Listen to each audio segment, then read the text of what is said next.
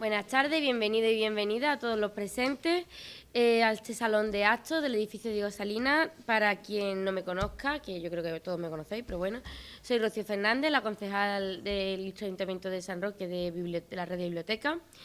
En esta tarde hoy tenemos el gran honor de estar con Francisco Muñoz Guerrero en este Paco para los amigos, hijo predilecto de nuestra querida ciudad de San Roque desde el año 2016, si no me equivoco, Paco. Bueno, este autor posee de su puño y letra diferentes novelas como El bosque del rey, Las colinas del Edén o Las puertas secretas de Sefarat. Pero en este caso viene a presentarnos el libro de El lenguaje de Dios y otros relatos. Paco es un escritor lingüista que forma parte de la Real Academia Hispanoamericana de Ciencias, Artes y Letras, vinculado a los cursos de verano de la Universidad de Cádiz, espacio donde él mismo ha tenido iniciativa de organizar varios seminarios. Ha sido secretario general de la Fundación de Español Urgente y en 2011 fue nombrado académico de la Academia Norteamericana de Lengua Española. Y podríamos seguir hablando de su carrera profesional, pero no me quiero llevar todo el protagonismo de esta tarde, ni del autor, ni de, por supuesto, su presentador, que es nada más ni menos que Antonio Pérez Girón, quien es periodista y cronista de La Oficial de San Roque. Sin más, agradecerle la presencia a todos ustedes, en nombre de la Red de Biblioteca y del Ayuntamiento, agradecer que tengamos este espacio, agradecer que estéis aquí y poder dar voz a los pequeños autores que quieren ir dejando huella a través de sus letras. Sin más, pues le doy la bienvenida y que hable Antonio. Buenas tardes, señora concejala, amigos todos. Bueno, pues vamos a empezar haciendo un recordatorio de la obra de Paco, de nuestro paisano. Bueno, su primera, en realidad, aunque aparece en la bibliografía que nos pasa la editorial El bosque del rey, que es verdad que fue su primera incursión en la novela, hay un trabajo anterior en San Roque que fue La búsqueda, que además forma parte de este libro. Es un relato que apareció en los cuadernillos del aula de literatura José Cadalso, de la época dorada del aula de literatura José Cadalso, de esa primera etapa. Y bueno, en realidad esa fue la primera obra porque nos remontamos a 1995. Y después sí es cierto que aparece El bosque del rey ya en 2001. Y de ahí pues nos vienen otras obras como Las colinas del Edén, Albor de luna, El canto del gallo, Las puertas secretas de Sefarat, como ha comentado Rocío.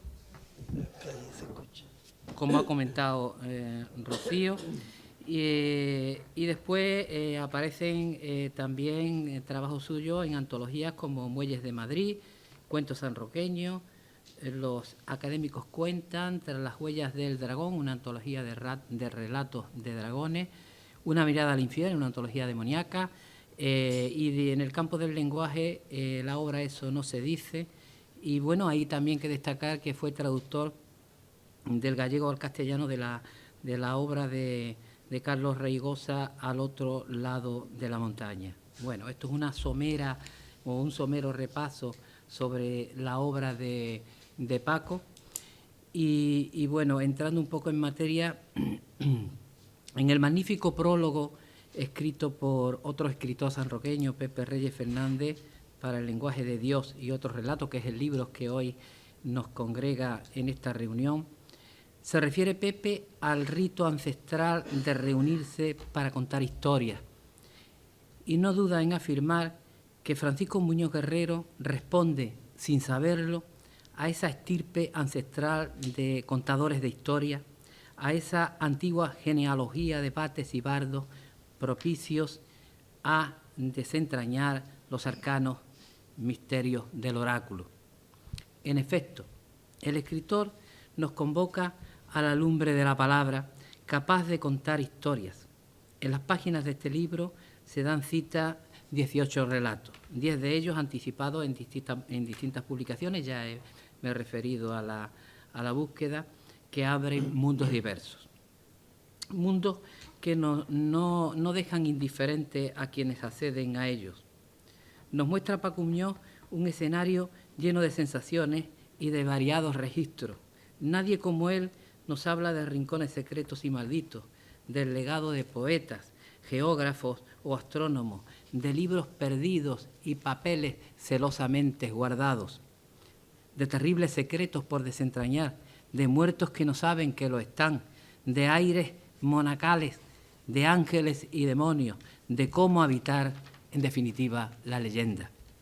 Y nos relata universos nuevos y deseados donde los bosques hablan de una bella sirena en aguas del río, de una ciudad para las mariposas, de manantiales anhelados y de dragones que espantan a los que se dedican a talar árboles, de esos paraísos terrestres que la mano del hombre amenaza continuamente.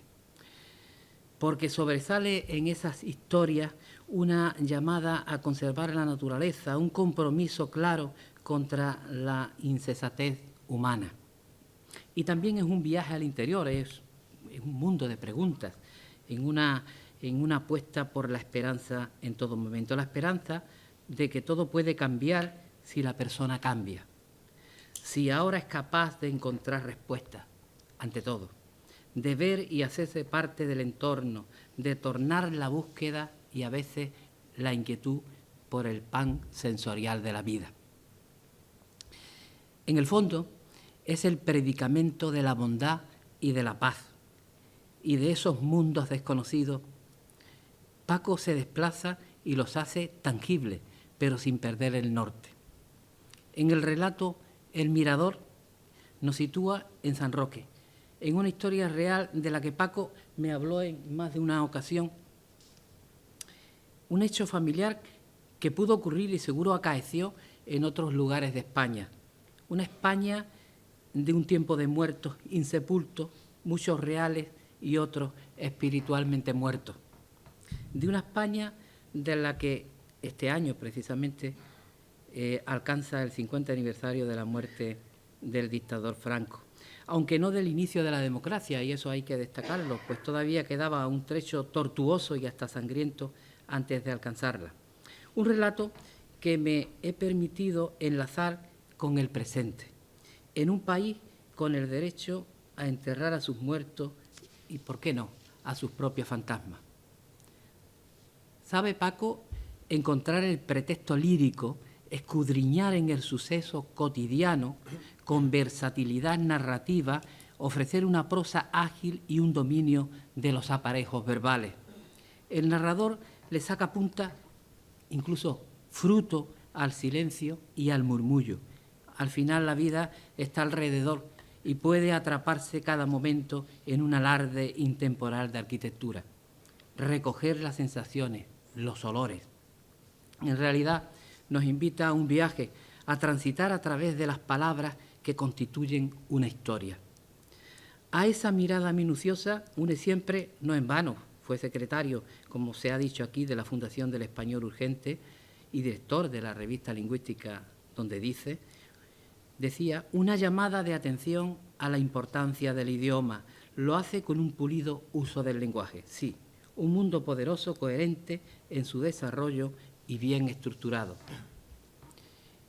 Es importante destacar, por otro lado, la referencia geográfica de una parte de la obra de Paco Muñoz, el hijo de Ana Guerrero, que se marchó a Madrid para estudiar y que finalmente enveredó sus pasos hacia la creación y el estudio del idioma.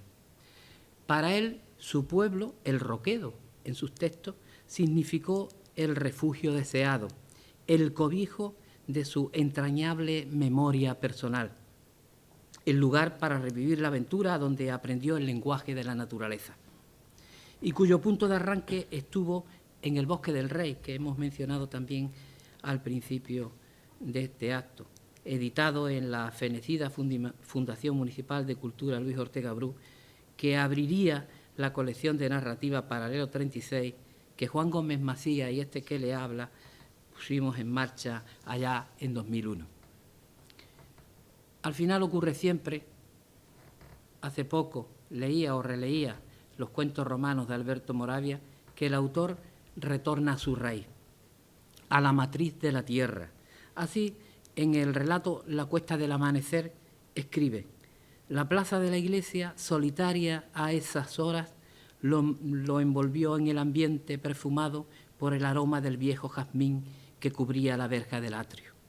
He aquí el recuerdo de un jazmín familiar que muchos tenemos en el recuerdo, añorado por muchos sanroqueños, que recobra vida resistiéndose a desaparecer de la memoria, y también físicamente, porque todavía reverdece entre la verja del viejo atrio. Y ahí pues lo introduce en el relato. En definitiva, no testimonian los historiadores, también los creadores, a través de su obra literaria, con mayor o menor constancia. Muchos necesitan de ello, revivir el paisaje que el tiempo va diluyendo y nos llama en un intento de no caer al vacío del olvido. El Madrid de Almudena Grande, la Barcelona de Eduardo Mendoza o Vázquez Montalbán, la Valencia de Blasco Ibáñez o el San Roque de Francisco Muñoz Guerrero. Para finalizar, finalmente, si me permiten, me gustaría referirme, siempre me gusta reflexionar en torno a estas cosas de manera muy personal, pero hacerlo público. Lo hacía en la presentación también del poemario de otra sanroqueña, de Isema Carrión, Te encenderé las estrellas, respecto de la poesía. Decía que me gustaría referirme en esta ocasión a la narrativa. Ciertamente, la literatura no tiene una fácil definición. No es mi pretensión ni tampoco sería capaz de plantear un tratado de análisis, en todo caso, un bosquejo alejado de lo que es absolutamente convincente. En la literatura caben todas las miradas, en mi opinión, por supuesto. Sería esa la base de partida. Considero que hay un carácter reflexivo en cada obra, conviviendo con los hallazgos estilísticos. El lector acepta el juego, la aventura que tiene lugar en el tiempo que dura el relato. Nos permite vivir otras vidas y al mismo tiempo penetrar en nuestra propia realidad. A mi juicio, el instante mágico de vivir otra vida. Es una constante porque la narración se aferra al tiempo y es capaz de atraer las antiguas sombras. La literatura no nos salva, pero muchas veces nos ayuda para no caer en el vacío. Claro que sí.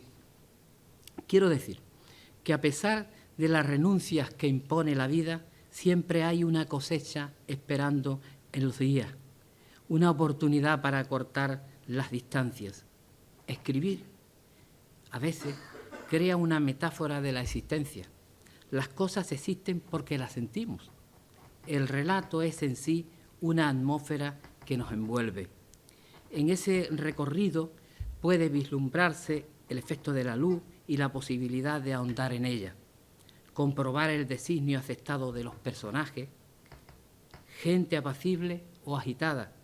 Cada uno tiene sus motivaciones en sus respectivas vidas y el autor asume su condición de pasajero, acepta la quietud, cuando no, la propia ausencia. El narrador, el poeta, en ese momento desaparece.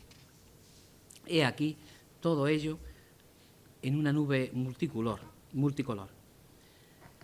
De los que no entienden la vida de la misma manera, forma parte del relato, pero pueden converger con el entendimiento y la buena voluntad.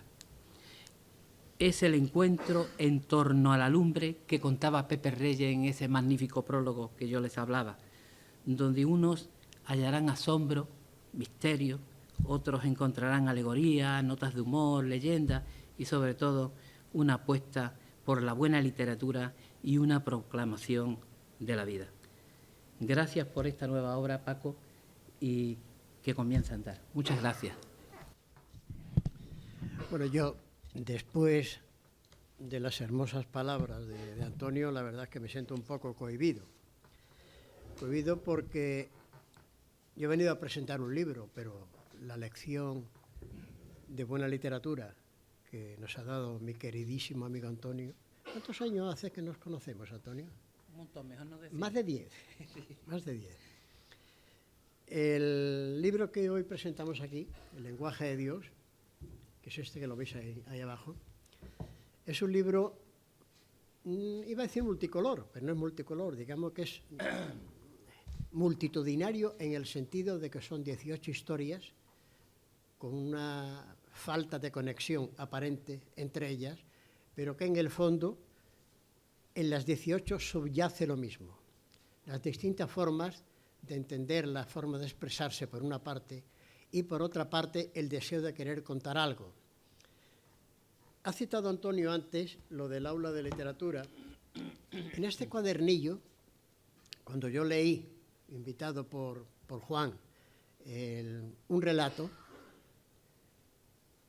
después escribí esto, que es lo que se imprimió y que aquí está. El relato que yo leí allí, en el aula, en la calle San Felipe, me inspiró algo de este libro. El primer capítulo de este libro, de Albor de Luna, es prácticamente la historia que yo leí allí.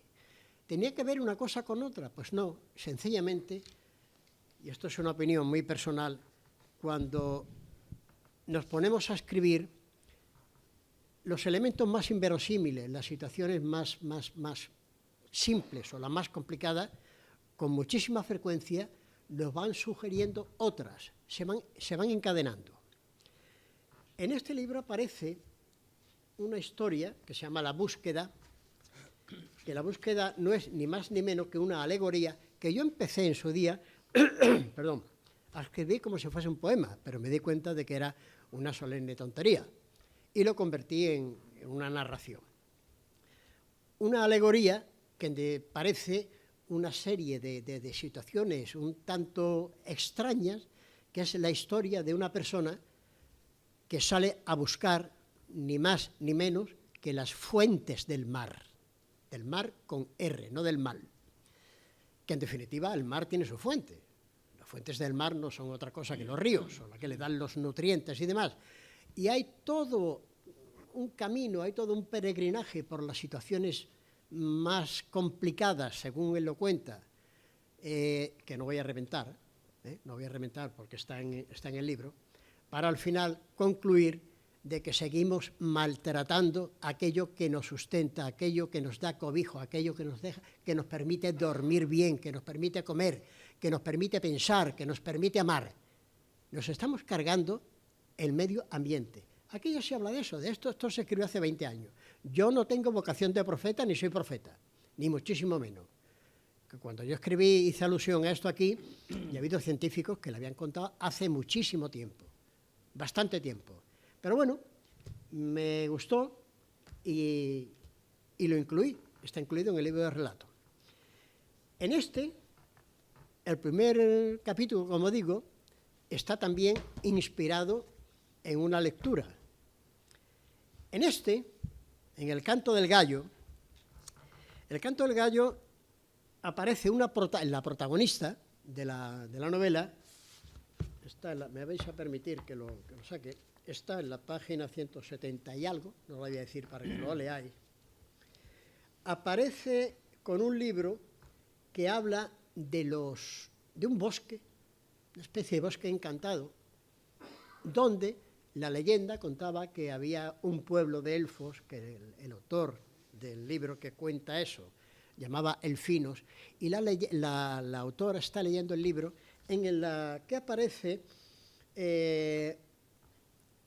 la referencia, la leo, según me refirió en cierta ocasión el historiador Antonio Pérez Girón. O sea, figura aquí como el recopilador de las historias de los elfos de un bosque, que después se llamó el Bosque del Rey y que después sirve de base, la de los elfos, para otra historia que también aparece aquí, que es la leyenda de las mariposas. Siempre he considerado, quizá desde que pequeño he tenido una imaginación bastante calenturienta y a veces estúpida, pero siempre he considerado que el Bosque del Rey, es decir, el Pinar del Rey, para entendernos, tenía y tiene algo de mágico. Yo cuando iba al principio me llevaban en unas romerías que se organizaban por toda esa zona, yo procuraba perderme entre los árboles buscando algo que yo nunca supe lo que era, pero yo intuía que la vida que allí palpita y que sigue palpitando, había algo vivo ese algo que siempre he tenido adentro y que yo he querido expresar, y que al final, con la idea que me dio Antonio Pérez Girón, que esto es pura literatura, Antonio no me habló de eso, dicho sea de paso, pero lo hubiera hecho muy bien, al final me decidí por escribir una leyenda para los niños y las niñas de mi pueblo. No solo los adultos vamos a leer relatos, ni muchísimo menos. Hay que empezar por abajo, hay que despertar la vocación. El impulso de la cultura en cualquier núcleo de población es vital. Un pueblo que lee, y no me refiero a pueblo como pueblo municipio, sino un pueblo en general. Un pueblo que lee es un pueblo que avanza, porque es un pueblo sabio, y un pueblo sabio es un pueblo que sabe ganarse el futuro. Por eso para mí es una auténtica obsesión que a los niños les prestemos toda la ocasión del mundo y todas las oportunidades del mundo desde las escuelas. Y en eso tenemos una gran parte de responsabilidad los ciudadanos de a pie y, por supuesto, las autoridades municipales. En tu caso está clarísimo. Tienes a tu cargo toda la biblioteca. Una biblioteca es un paso importante en el conocimiento. Esa biblioteca que además se extiende y se expande por el resto de las barriadas, si no me equivoco. Eso fue un gran avance. Una biblioteca es el recuerdo de los pueblos, y ese recuerdo se puede contar en relatos, se puede contar en novelas, se puede contar de 1000 formas. Lo importante es que lo que se cuente, el que lo haga, el que lo escriba, primero, que tenga algo que contar. Escribir por escribir es una mamarrachada. Segundo, que quiera contarlo. Tercero, que cuente con los elementos necesarios para poder contarlo, que en este caso es el conocimiento del lenguaje. Y por eso, para mí es obsesivo que desde pequeño a los niños hay que enseñarles el lenguaje. Tenemos una lengua polisémica que es un encanto, un auténtico encanto. Cuando yo leí el discurso de ingreso en la Real Academia Hispanoamericana de Ciencias, Artes y Letras, en el Salón de Grados de la Facultad de Medicina de Cádiz, mi discurso de ingreso se llama El viaje de las palabras. El viaje de las palabras porque a veces pensamos que la lengua que hablamos es una lengua nuestra y de nada más. Bueno, pues en la Edad Media el famoso hispaniolis lo hablaban en los tugurios, en las tabernas y en los lupanares. Y ahora lo tenemos aquí muy claro. En América, en todos aquellos pueblos que vivían con la naturaleza y para la naturaleza, había también muchísimas lenguas. Y en ese discurso se me ocurrió incluir,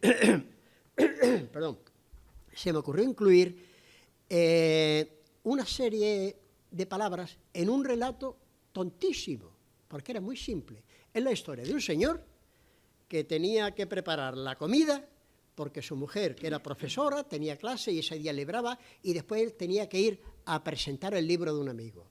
Hizo un relato ahí de lo que hacía ese día. Incluí unas 40, creo que sí, unas 40 palabras de uso común, de todos conocidas. Y después al final, digo, bueno, pues ahora vamos a desentrañar el misterio de esta memez, esta cosa tan simple, en un discurso de ingreso en una Real Academia. ¿Qué tontería está contando este hombre? Y empecé a leer las palabras, las tengo anotadas. Todas, absolutamente todas, a las que yo incluí, de manera porque quería hacerlo, porque aquello tenía dentro una semilla que había que despertar. Todas, absolutamente todas esas palabras, que eran 40 y tantas las que yo señalé, son de origen americano, son amerindias. Cuando Cristóbal Colón volvió para España en su primer viaje, en el cuaderno de navegación, o no sé, o algo así se llama, venía anotadas muchísimas cosas. Y aparecen ahí dos palabras que son las dos primeras palabras que entran en la lengua castellana. Vinieron de América, atravesaron todo el Atlántico y se emparentaron con sus hermanas de aquí. Después de esa vinieron muchísimas más. Y nuestro diccionario está lleno de palabras de esas. Las dos primeras palabras fueron canoa y hamaca. Las dos primeras palabras amerindias que llegaron a nuestro feudo, a nuestra tierra, a nuestra lengua. Pues hay que cultivarlas. Bueno, después de eso palabras del francés, del inglés, del chino, de todo. Pero encontramos allí un auténtico, ¿cómo diría?, manantial de vida del lenguaje. Pues del mismo modo que en aquel momento se fue expandiendo y forma parte de esta lengua que yo he dicho que es tan rica, que es la nuestra, tan polisémica. Una palabra puede tener muchos significados y varía según el contexto en que se utilice, pues vamos a enseñarle eso a nuestros niños, a nuestros hijos y a nuestros nietos, que lo aprendan. Pepe Reyes, al que le agradezco mucho el prólogo que ha hecho en el libro de relatos, porque Pepe es un gran amigo mío y un gran literato, no digo escritor, digo literato, con todo el conjunto, el contexto que significa eso, porque es un hombre culto de la literatura y es un hombre que además escribe muy bien, escribe casi tan bien como yo, pero bueno, esa es otra historia. Yo de Pepe he aprendido mucho. Y en este libro, en Albor de Luna, yo siempre he procurado servirme de las palabras de las personas que saben más que yo. Aquí hay un glosario marinero, un glosario de pesca. Y ese glosario de pesca lo hice con él y con su padre. Este libro está dedicado a su padre, porque de él me habló también de las cosas de la mar, que digo, yo tengo que meter a José Fernández, a su padre, meterlo aquí, porque yo iba a su casa, a Guadarranque, con un cuadernito, que por cierto empecé a escribirlo al revés y tuve que terminar el cuaderno escribiéndolo al revés. Me contó las cosas de la mar y después con Pepe, yo tenía un glosario, palabras y tal, tuvo la amabilidad de sentarse conmigo, lo hizo en casa, me lo mandó, lo discutimos y tal, y aparece aquí. Si hay personas que saben más que nosotros, aprendamos de ellas. No es más culto el que más cosas sabe, sino el que es consciente de la ignorancia que tiene por todo lo que queda por aprender. Yo digo muchas veces, me dicen, hombre, es que tú has leído muchos libros. Digo, sí, pero eso no es nada. Yo me sigo considerando un ignorante, porque cuanto más he leído, más cuenta me doy de todo lo que me queda por leer y aprender, sobre todo aprender. Y no se aprende siempre del ilustrado, del don fulano, don mengano, perengano, no. Se aprende del que sabe cosas que uno no conoce. Eso es lo que yo he procurado meter en este libro de relatos. 17 relatos totalmente distintos. Desde uno muy simpático, como por ejemplo es El sueño de Severino, que empieza algo así. Severino estaba muerto, no lo sabía, y cuando ya se dio cuenta fue demasiado tarde. Así empieza. Otro, por ejemplo, el de los soldaditos de plomo, que está inspirado en las figuras de un hombre, ¿cómo diría? No anodino en absoluto, un hombre que vivía para sí y de su trabajo, y era en su trabajo una auténtica figura de rectitud, de saber hacer las cosas como era debido, pero un hombre cuya única pasión, o su gran pasión, era hacer soldaditos de plomo. Y es la historia de ella. Está inspirado en un autor premio Nobel. Imagino que todos sabéis a cuál me refiero. En esta línea, pues poco tengo que decir. Por ejemplo, hay veces que a mí se me ha ocurrido una idea. Pongo, por ejemplo, el caso acerca de Basilius, uno de los relatos que aparece ahí. A mí se me ocurrió la idea de una persona que vende su alma por alguna razón. Aunque se habla del Fausto de Goethe, no fue Goethe el primero que creó al tal Fausto. Ya había un señor, se llamaba Johann Georg Faust, se llamaba, que vivió allá por el siglo XV, siglo XVI, una cosa así, que era una persona que lo que quería, lo que le interesaba era ser muy sabio, saber mucho y tener acceso y en su mano los placeres mundanos, desde los más sencillos hasta los más ultrajantes. Y a cambio de eso, el diablo se quedaba con su alma. Obviamente yo no podía escribir de aquello, entonces me inventé un personaje que no voy a desbaratar qué es lo que hace, porque lo tenéis que leer, porque hay muchas cosas que están en latín, y con esto conecto con lo siguiente que os quería contar. A veces te encuentras con que la lengua propia no siempre es la que te vale para rellenar todo. Yo he tenido que recurrir, por ejemplo, al latín en algunas de las cosas. Algunas las he sabido yo, otras las he consultado a amistades que son de ese mundo, el mundo de de las lenguas muertas, por llamarlas muertas, que no están tan muertas. Otras veces, cuando escribí, por ejemplo, las puertas secretas de Sefarad, hay textos del siglo XIII y XIV que tuve que aprender los textos para poder redactar yo uno, que no apareciera en ningún lado, que fuera propio, pero que cuando se leyese pareciera que era un texto del siglo XIII o del siglo XIV. Es decir, importancia, decíamos al principio, tener algo que contar, querer contarlo y los medios el lenguaje. Pero esos medios a veces se tienen que convertir en una obsesión por la documentación. Una obra bien documentada, bien contada, con amplitud, en la que el autor se copie el alma cuando está escribiendo y se crea lo que está escribiendo, es una obra que tiene visos de ser buena. Y sobre todo, si al final se le consigue dar un final bueno. En todo ese mare magnum de cosas que uno se encuentra cuando empieza a escribir, siempre nos quedamos cortos. Siempre dice, bueno, es que podía haber puesto esto, haber puesto lo otro. Pues mira, cuando lo ha terminado, termínalo ya, lo dejas. En todo caso, lo revisas para ver qué tal es. Que es lo que yo hice con estos 18 relatos, porque cada uno son de su padre y su madre. Hay una historia de 20 años que se han incluido aquí. Muchos de ellos están publicados en Estados Unidos. Lo digo porque yo nunca me he dedicado a escribir relatos, pero en la revista de la Academia Norteamericana de la Lengua Española a la que yo pertenezco, pues podía mandar relatos y hay muchos de ellos publicados ahí.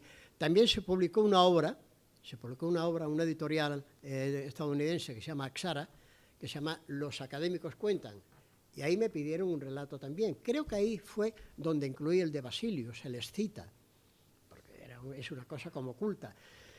No os voy a dar más la lata porque podía estar, aunque antes le dije a Pepe que pensaba daros la lata, o sea que si os la he dado, os aguantáis.